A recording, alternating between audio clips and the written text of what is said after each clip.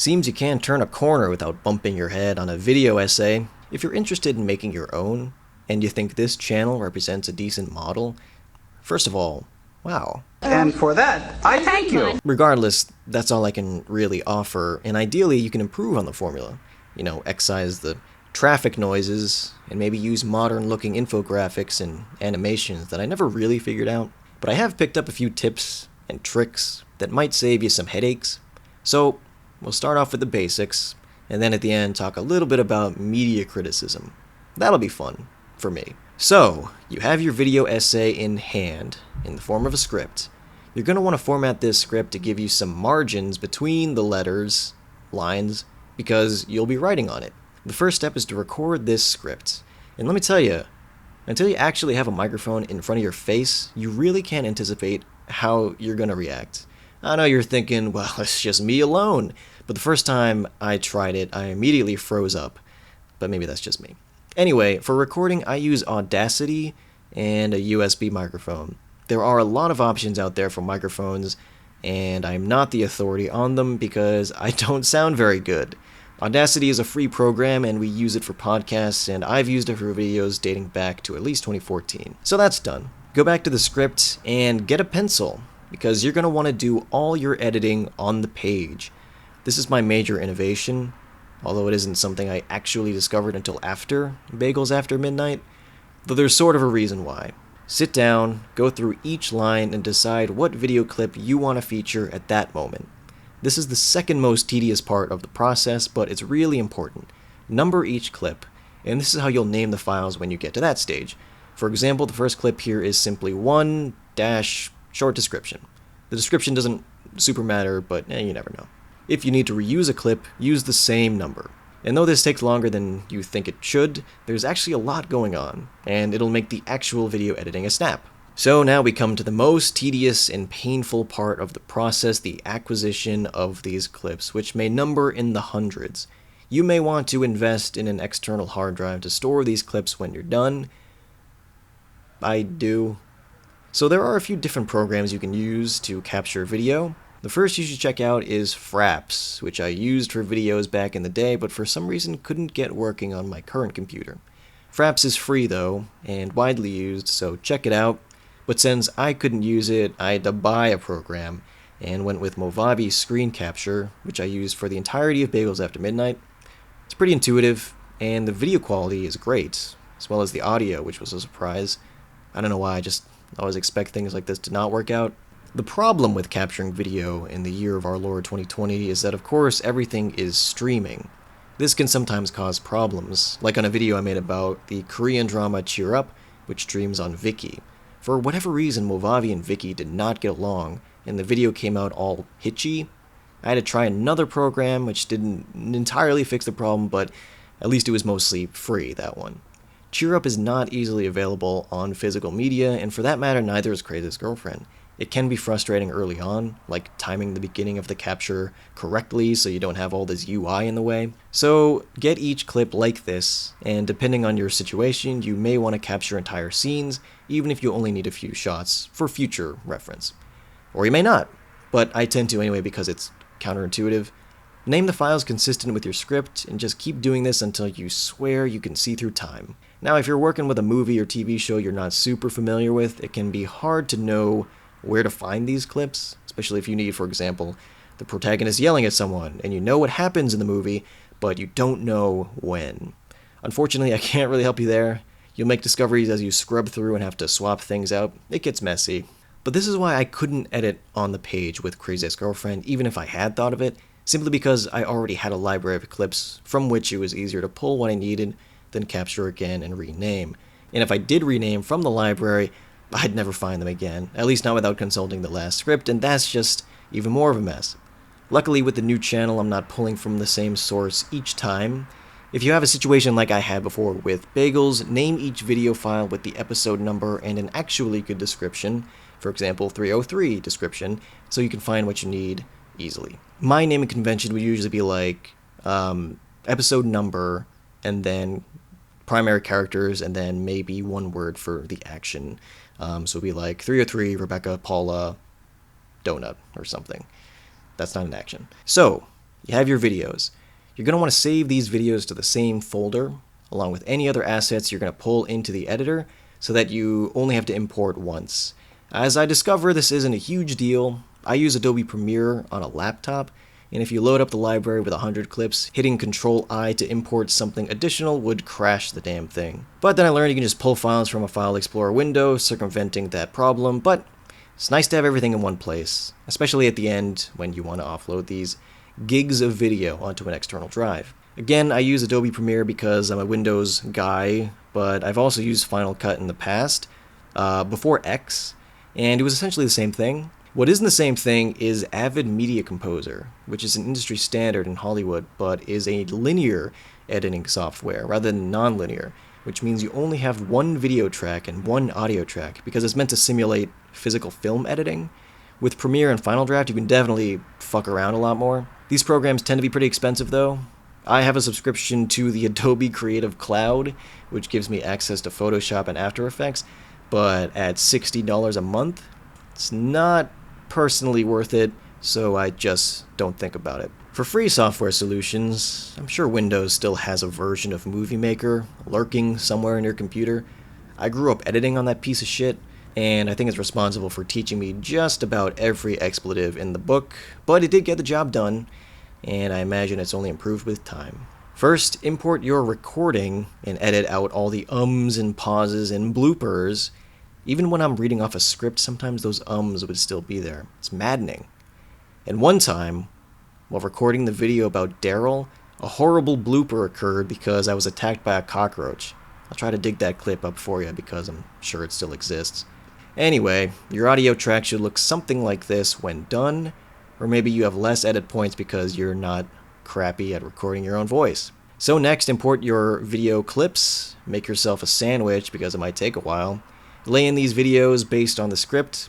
This is the creative part, where you decide which parts of the clip you want to feature. I sometimes edit with the editor, like the original editor, using their shot changes as mine, but what's most helpful is to actually start from the end. So go to the point on your audio track where there's going to be an edit point, and decide what we're going to see last. And then of course, hope that what's at the beginning is also good, but this tends to make for a cleaner edit. It's all about flow. So that means no ghost frames, as we used to call them, those one or two that just get forgotten. And this brings us to a very important point about editing video for YouTube. You might know they're extreme about their copyright, like Rocket Power Extreme. So you have to take precautions or suffer the ignominy of trial and error through upload and rejection. This was the fate that befell my video on the mic, which was such a pain in the ass. What I found works to prevent the YouTube scanner from picking up on your use of copyrighted material is keeping your clips to less than 20 seconds. I can't stress this enough. So in the script phase, you're going to want to clip roughly every sentence or sentence fragment. This makes for an extremely tight edit, like a Michael Bay style, but you'll only have to do it once. And there's a weird thing where you can't have a 40-second clip, but intersperse a 10-second different clip in between to create a second 20-second and 10-second, it still counts as a 40-second clip. That happened to me once, and I wasn't even trying to get cute. I just didn't know. Oh man, the trial and error. And when it comes to music, you're pretty much not allowed to use any music. Even if you layer your own audio over top of it, the algorithm or the spider or whatever can still identify the copyrighted wave. Luckily, I guess YouTube has a page dedicated to checking whether or not they care about whatever song. So for this video about Julie Estelle, none of the music from the original Raid movie was copyrighted, so I could use that. I know that all music is copyrighted, but I don't know what the right terminology would be in this case, which is maybe why I always get into trouble with the machine. That's the most practical advice I can give you. 20-second clips as a soft maximum, 30 as an absolute maximum. Of course, if you end up with a guardian angel, like I did, this may not be a problem, but it's good for discipline anyway, and I prefer these tight edits. I think it matches my natural speaking cadence, which is fast because I never really learned how to talk. If you're using Premiere, they have in-program titling, but I've never found it very useful. I prefer to create a 1080 by 1920 canvas in Photoshop and create titles that way. The file type PNG is the one with the transparent layer, so you can put that over your video track. This is what I do, and animate by playing with the clip opacity in Premiere. Yeah, looks relatively primitive, in part because I'm not editing 4K at 60 frames per second. Premiere is 30, which means you also can't use it for animation, unless you want to see through time. So export your video.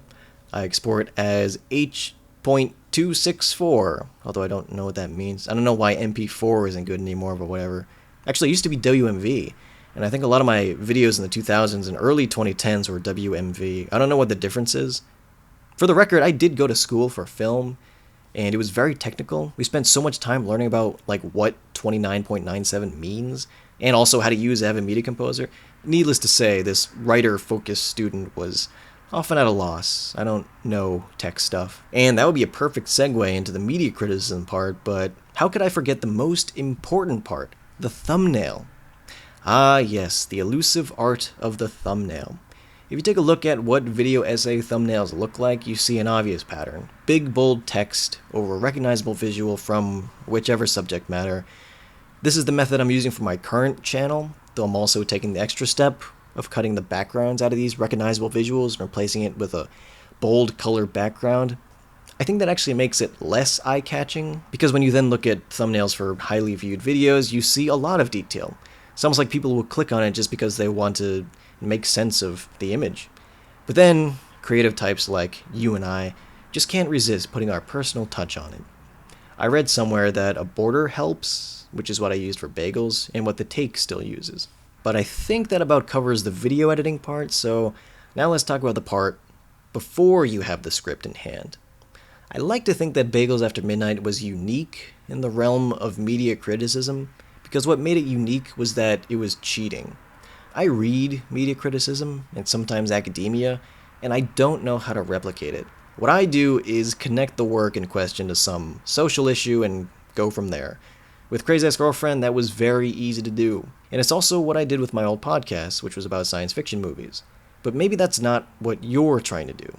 So this is the only advice I can give you. Find a voice. Not your voice, necessarily. That's a long-term thing. I like to think I haven't yet found mine. I mean, is this all there is? A good starting point is to identify the critics whose voices you appreciate and understand. For me, that mostly came from podcasts. Fast Karate for the Gentleman, The Greatest Movie Ever podcast, and Genre Busters, which you can't even find anymore. Then there's critics like Catherine Cross, Maddie Myers, and Claire Napier. The Major's Body by Claire Napier is probably my favorite single work of media criticism that I've ever read. She is brilliant, and dissects the various lenses taken to the Major of Ghost in the Shell and all her incarnations. And speaking of favorites, Roz Caveney's book From Alien to the Matrix was hugely influential on me in high school. I'd never seen anyone discuss science fiction movies, period, and especially not with such profound insight and, frankly, high-minded prose. That makes a difference. So find the people who mean to you what these people have meant to me, and think about how they think about media, how they approach criticism, what seems to drive them. Why are they talking about this in particular? Part of why I like the critics I like is because they're able to express with originality and enthusiasm their opinions. And this is the number one thing I wish could change about media criticism, the ways in which we measure value. It all comes down to this question: is something good because it's important, or because it made me feel? When it comes to straining illusions, or the illusion of prestige, who's deciding if this thing is good? Other people, or you? I don't know. I just feel like a lot of criticism happens from the outside in, rather than from the inside out. People don't use themselves as the starting point because they're attracted to the motions of the medium, like yelling or being snarky. You can certainly end up yelling and being snarky, but it's gotta be authentic. Most of Bagels After Midnight was authentic, though certainly as time went on, and I realized that people from the show were actually sometimes watching, maybe I'd be a bit more reserved in criticism just because who cares? Is this negative opinion really worth it? And that became a broader point, which generally turned me against negativity in criticism anyway. If I didn't like something, I'd rather just not talk about it. Mostly. So that's pretty much it, I think. Oh, I almost forgot. Because obviously showing up is a direct answer to by erasure in media, but it does feel like step one. Crazy Ex-Girlfriend. Oh, fuck! Oh, shit. Oh, fuck. What the hell? What the fuck was that? Yes, I'm sure that was very funny. And what the hell? Here's a video of me meeting Rachel Bloom. Come on, of course I know you. Come on, it's so nice to meet you. It's so good to see you. You make such wonderful videos, and you're awesome. I guess, in my defense, how are you supposed to respond when Rachel Bloom says, "Nice to meet you"? I'm totally taken off guard. Anyway, I hope this helps, and I hope to see some cool videos from like minds. If you want to keep up with me, that YouTube channel I kept mentioning is With Eyes East, which you can find here. I already posted a promotion for it, but if you missed it, With Eyes East is about Asian cinema and culture. It was just going to be Asian cinema, specifically extreme Asian cinema, but then I realized, how will I talk about K-pop? I'll talk to you later, and good luck with Windows Movie Maker. The reveal that White Josh is gay, confirmed 2 episodes later, is nothing short of remarkable, of course. Jesus fucking hell. In Christ, in fuck.